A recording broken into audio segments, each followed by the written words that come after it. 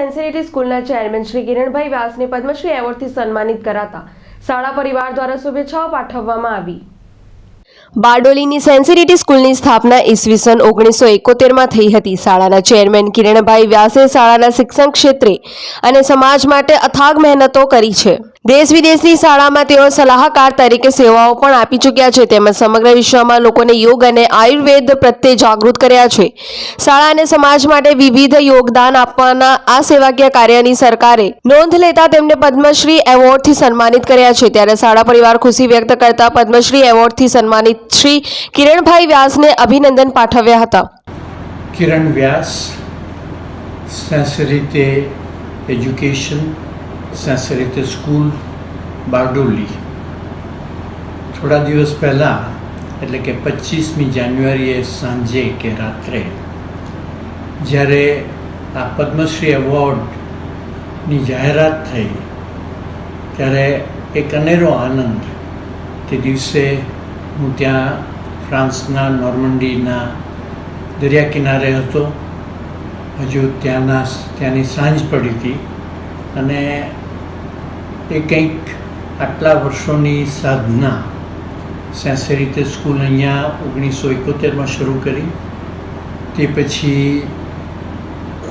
મારે ફ્રાન્સ જવાનું થયું 1975-76માં અને પછી આવજા ભારત અને ફ્રાન્સ વચ્ચેની પરંતુ કર્મભૂમિ મુખ્ય પછી ફ્રાન્સ, યુરોપ અને લગભગ આખી દુનિયા થઈ ગઈ અને એમાં પણ શિક્ષણ વિભાગમાં, શિક્ષણ સંસ્થાઓમાં સલાહકાર તરીકે આખી દુનિયામાં ઘણા દેશોમાં ફર્યો, ઘણા દેશોમાં જાતભાતની સલાહ આપી અને યુનેસ્કોમાં ખાસ કરીને।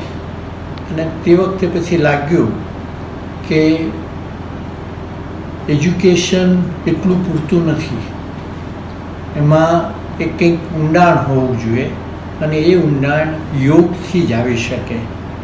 હવે યોગ ત્યાં યુરોપમાં યોગ એટલે આસનો, પણ કંઈ વાંધો નહીં, આસનથી પણ શરીર સારું રહે, મન સારું રહે।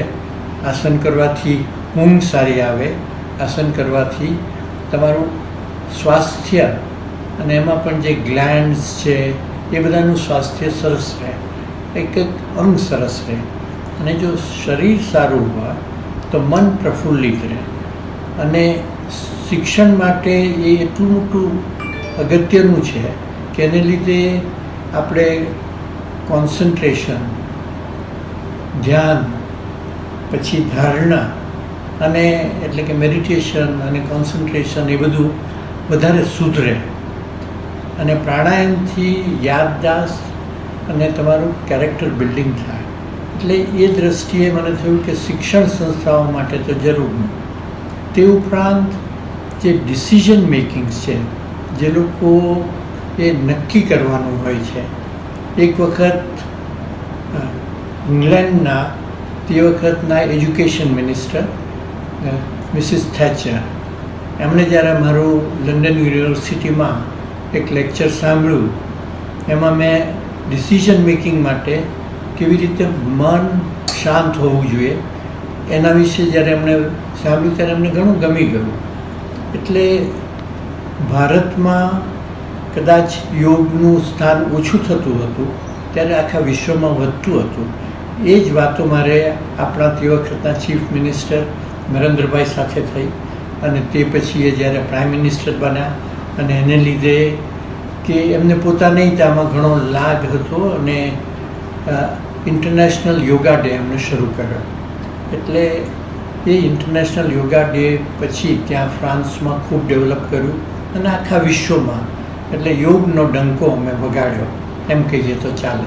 અને એની સાથે સાથે આયુર્વેદ છે, સાથે સાથે આપણી રહેવાની પદ્ધતિ, ખાવાની પદ્ધતિ કે કેવી રીતે શાકાહારી, કેવી રીતે સાત્વિક ખોરાક લેવો જોઈએ અને કેવી રીતે સુંદર રીતે રહીએ, એટલે કે વસુધૈવ કુટુંબકમ કેવી રીતે આપણે આખા વિશ્વમાં સ્થાપીએ, એ જાતની એમની આપણા પ્રાઇમ મિનિસ્ટરની અભિપ્સા, એ જાતનું મારું પોતાનું પણ સ્વપ્ન અને મારો પોતાનો અભ્યાસ શરવિંદ આશ્રમમાં ત્યાં થયો, એટલે કે ત્યાં મધર અને શરવિંદના વિચારો કેવી રીતે જીવનમાં ઉતારવા.